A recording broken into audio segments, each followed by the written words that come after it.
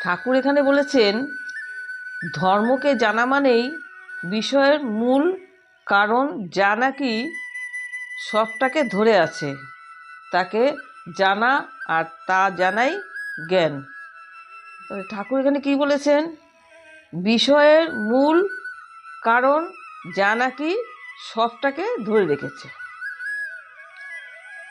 তাহলে এখানে বিষয়ের মূল কারণটা কি, আর যা নাকি সবটাকে ধরে রেখেছে, কি ধরে রেখেছে? বিষয়ের মূল কারণটাই হচ্ছে চেতনা বা পরমাত্মা। আর এই চেতনা হচ্ছে খুবই সূক্ষ্ম।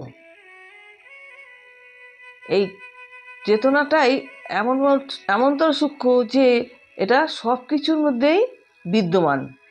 আমাদের শরীরের প্রতিটি অংশে বা প্রতিটি কোষে বিদ্যমান।